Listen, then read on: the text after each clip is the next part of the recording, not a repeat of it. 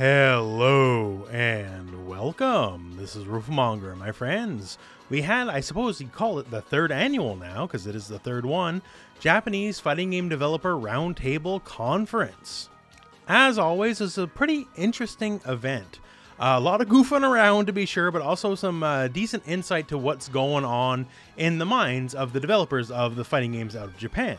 This event also has been associated with reveals, although not as many big reveals this time around, although we did get the bombshell of Omega Rugal as a free DLC character for King of Fighters 15, so that's certainly very welcome.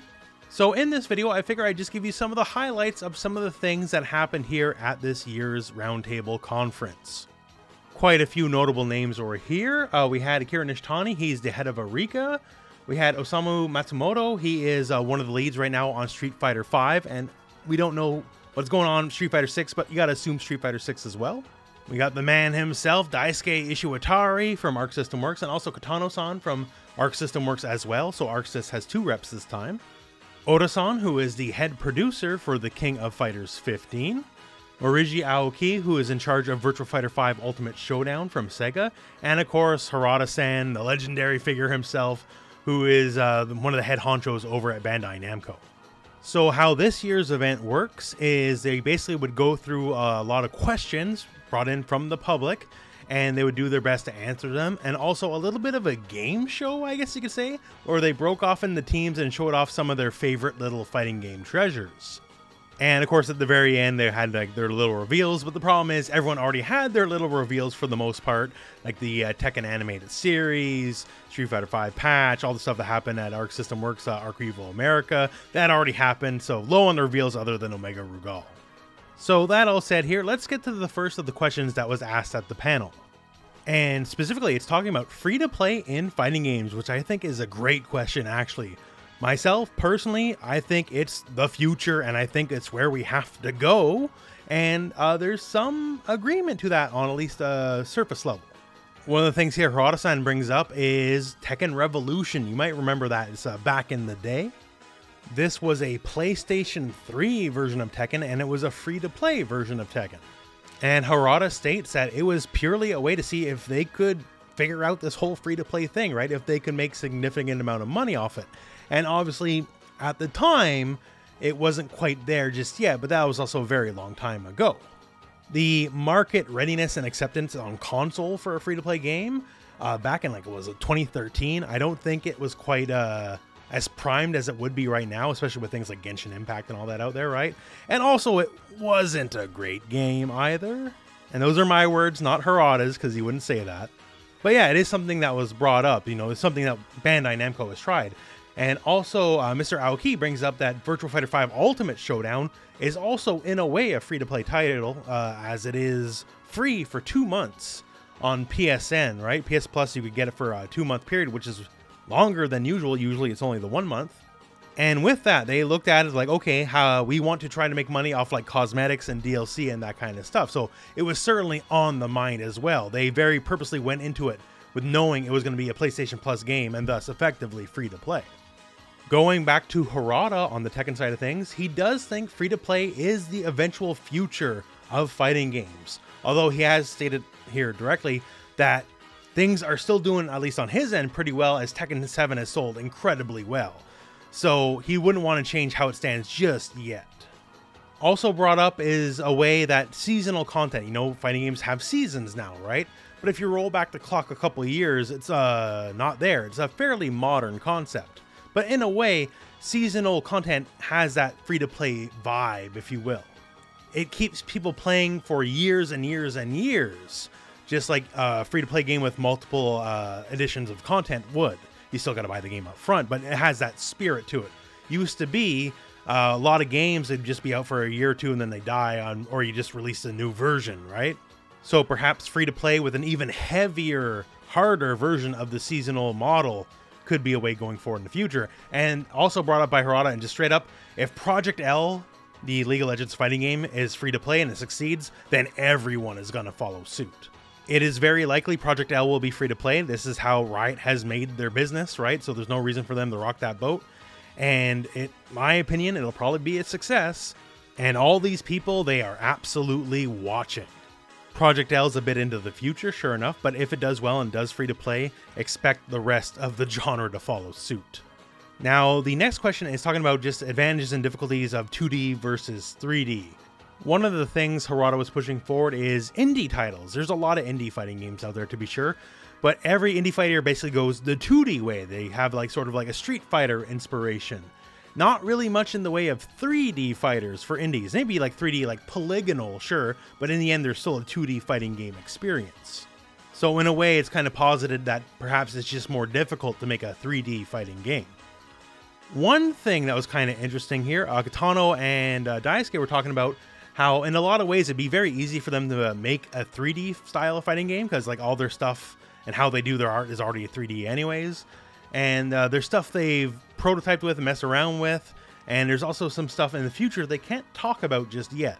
So not maybe necessarily a fighting game, but maybe it could be experimenting more with just 3D in general. But in the end, they agree, you know, 2D is the style they like to make their games, same as just about everyone else. Matsumoto on the Street Fighter end of things, he says, due to the way, once again, you know, the way they make their models, all that kind of stuff, the way they make their worlds, they could easily make a 3D fighting game, but you know, Street Fighter players don't want that.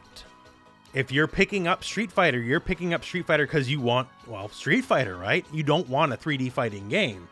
So they say 3D is good in certain ways, like especially for like cinematic supers or for like story mode purposes. But other than that, they like their games being 2D. One fun anecdote that was brought up is about like walls and opacities in 3D fighters. Like if you're near a wall, obviously you don't want the wall blocking the camera, right? So you kind of have to make the wall invisible so you can see the fighters. And for Tekken, or in the early days, they had a way they wanted to do that, but it turns out they couldn't and had to make their own unique way of dealing with the wall problem because Sega had a patent on how it was done for Virtua Fighter. So the solution they had for walls and opacity in Tekken, they literally couldn't use because of the pre-existing patent Sega had. And that, you know, is a part of the forever rivalry, I guess, of VF and Tekken.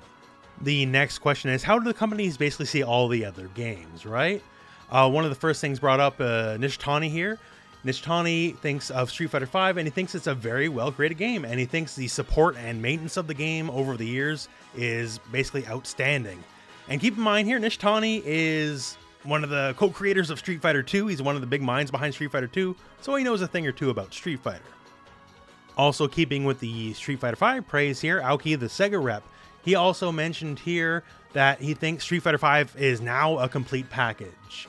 Like obviously it took a while to get to where it was going, but right now, especially, Street Fighter V is a very complete game. Also, he has nothing but gushing praise for the esports end of things. Honestly, a lot of this segment is just like kind of like the Street Fighter gush and praise section. Katano over at Arc System Works says Street Fighter is the purest of the fighting games out there. When you think fighting games, you think Street Fighter. Daisuke Ishiwatari says Street Fighter is like the standard of his generation. Oda over at SNK says the animations of Street Fighter V are really great. Because, you know, you can't exactly get a guy mocapping a hurricane kick because reality doesn't exactly work that way. So all the details on like all the key animations, he's a big fan of it. Basically just talking a lot about Street Fighter V and Street Fighter in general. Besides that, there was a few other things mentioned. A little bit of the woes of how like a lot of trailers and game releases and all that kind of coincide on top of each other. Harada did some teasing of Oda over at SNK, talking about how flush with cash they are now because they have so many new investors. Also, everyone being shocked how SNK could put out so many trailers so quickly. A lot of the people here are saying it's so hard to put out character trailers and you guys are doing it every single week. And Oda explains too, the plan was going to be one trailer a week up until the delay, and then obviously it got a little slower at that point. But the absolute rush of trailers was the plan all along. Also, don't necessarily mistake this for marketing, but they asked where are some of the King of Fighters 14 characters that were all new and how come they're not in 15? And he said there is plans to bring some of those characters back. So who knows what the timeline on that is? It could be like next year, I don't know, but that was brought up. Another thing was brought up to Daisuke is like they like how much Guilty Gear can innovate and change wildly from game to game to game. And he says it's because, you know, we're not necessarily shackled to the past like King of Fighters or Street Fighter. Street Fighter and King of Fighters have got so much legacy that people do not want to see a lot of change. Guilty Gear is a little bit more free to do so compared to those other games anyways. The next question we have up is everyone's favorite version / favorite characters in all the other various fighting game franchises. A large portion of this segment is Tekken's Harada and Virtua Fighter's Aoki kind of just trading barbs with each other, I guess you could say that. In a very friendly way, sure, absolutely. But now that Virtua Fighter's kind of back on the scene, they both seem to want to kick up that rivalry again. It was brought up how many people were watching, and between all the streams it was like 5,000 plus, something like that, right? And then said, well, if less people were watching, then I could say what I really want to say. But since there's so many people watching right now, I'll have to hold my tongue. Now, as for gushing here, Katano over at Arxis says how much he loves Street Fighter EX, which, God bless him, I guess. There isn't too many people out there that'll gush and say how much they love the Street Fighter EX series. Oda brings up the fact that he's a very big fan of Sagat, specifically Sagat starting in Street Fighter Alpha when they started making him like really jacked. In Street Fighter 2, Sagat was like tall but skinny, and in Alpha they just decided to give him an extra 100 pounds of muscle, and that's when Oda became a fan. Matsumoto over on the Street Fighter end of things says how much he loves Kenso from King of Fighters, specifically because Kenso speaks in a Kansai dialect. He's from Osaka. The Kansai dialect is like an Osaka area dialect, so I guess, you know, it's just like me. And the rest of this segment kind of gets into the weeds about the Kansai dialect and all that kind of stuff, so it's a little beyond me, but still, hey, here's a character that speaks like me, so I like it. Next up is, what other games do you play besides fighting games? And this one, a lot of people were beating around the bush for a while. No one's really willing to speak up. Perhaps, you know, because they're all game developers, I don't want to name names. But eventually Harada says he really likes playing FPS games and RTS games. And he usually plays these kind of games while goofing around at work. Daisuke says he's a big fan of indie games, and I found this pretty insightful because he's talking about the fact that indie games obviously don't have the big budget, right? So they don't worry about giant graphics and all that kind of stuff. They just worry about the gameplay. And this is where a lot of innovations of gameplay come from. Since a lot of indie games are not worried about the tech end of things, they're worried purely on the gameplay end of things, and this is where new gameplay can be found, stuff you don't normally see in other games. Now, on a personal note, I do appreciate what he means, but I think it's also just as rife with like copycatism. Like, how many roguelite / like card battlers have you seen on Steam? A million of them, right? But I do appreciate just in the end he's saying there's a lot of innovation just because they're only worried about the gameplay, nothing else.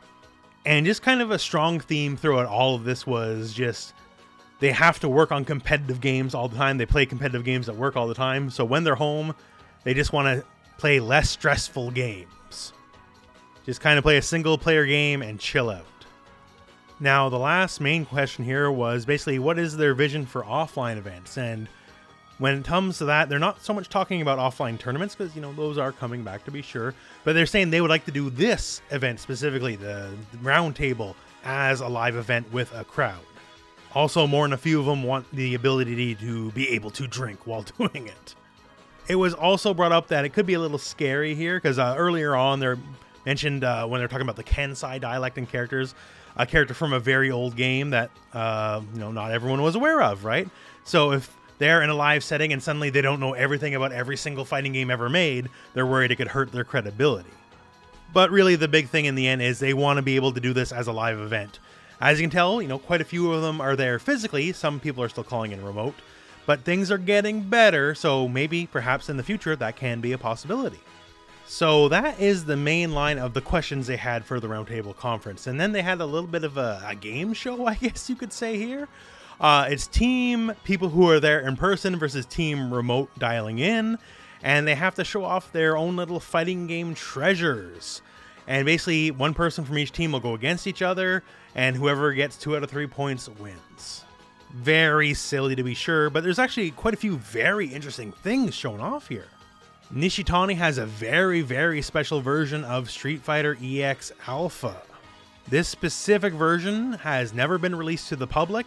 It was basically given away as a tournament prize, and yes, it's still sealed. There's only like 10 of them ever made. Oda-san has Hanshin Tigers. This is like a Japanese baseball team. A Hanshin Tiger version of the Neo Geo Pocket. So a sports team flavored version of a gaming console, basically. I guess the Tigers are a pretty big deal over in Japan. Although if I could somehow get like a Montreal Canadian Switch, I would definitely get that. Now, Aoki over in Sega, he busts out some like legitimately shocking stuff here.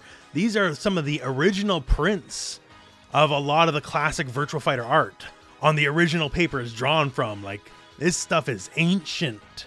And he's daring to have this put beside a bottle of water, which he realizes very quickly he needs to put away. So this is definitely some from the vault stuff. Like the original character sketches, like all this kind of stuff. It's actually very, very cool for sure. Like here you're seeing Jeffrey, Leon. This is for Virtua Fighter 2 specifically. Now Daisuke, being the guy that he is, completely misinterprets what the whole point of the contest was. And he just brings out his actual prized possession, which is a Queen album signed by all of the members of Queen. And yes, that includes Freddie Mercury. He would go on to apologize. Whoops, I didn't understand the rules of the game. My bad. I think he just really, really wanted to show this off in like a public way. But regardless, if I had it, I would too, so I can't really blame him. Harada, also dipping into the vault, has a lot of prototypes for stuff before Tekken 1 was even a thing. Like this character of the Walrus Man. And like, yo, if Walrus Man is in Tekken 8, that is my main for sure. Basically a lot of character designs for various games that never saw the light of day for one reason or another. Turns out the cast of Tekken could have been very different from the ones we know today. Also some original design docs here that say specifically, we are here to develop the next Street Fighter 2. They really wanted their game to be the next big thing. Also a bit of like a Nixon enemies list, as he has like the original anti-Virtua Fighter folder. Like them doing recon and learning info about their competitors. So let it never be said they weren't serious about that war from the start. As for Matsumoto-san, his treasure is the original script and storyboards of the Street Fighter 2 animated movie. And he goes out of his way to state that this is his. It was not given to him by Capcom. He had this before he ever worked at Capcom. He's just that big of a mega fan. And basically kind of alluded to, like, how did you get this exactly? And he's like, oh, it kind of fell off the back of a truck. In the end, team inside the studio wins the little contest anyways. And those are a lot of the big hits of the event itself. They made very clear they want to do this again next year, that there will be a Japan Fighting Game Developer Roundtable number 4. And going by what they said earlier, maybe it'll be a proper event with an audience in front of it next year. Who knows? Anyways, my friends, those are the big notes. I love this event. I'm very happy they do it, getting all the people from all the various companies together every year. I'm happy that now that Virtua Fighter is back on the table, and there will more than likely be a Virtua Fighter 6 at some point in the future, Harada is all the way willing to just immediately restart the Tekken Virtua Fighter war. I think some healthy competition on both sides would be very, very nice. And they're helping them along as well because, you know, there's now Tekken skins inside Virtua Fighter 5 Ultimate Showdown. So maybe when Tekken 8 comes around, there could be a Virtua Fighter guest inside that as well, or a Tekken guest whenever Virtua Fighter 6 happens. But yeah, really fun event, really cool. I just love seeing the community brought in. I wish there could be like a way they could have translators in and like bring Ed Boon into this somehow. Like, I know it's the Japan conference and all that, but you know, when you have a bunch of fighting game developers here, I think Ed Boon has a thing or two to say about a thing or two and could have some really insightful things. I guess it can't happen, but I just think that'd be cool. But anyways, I'm rambling at this point, so this is the end of the video. So thank you very much for watching. Hope this video has found you well, and go out and play some fighting games.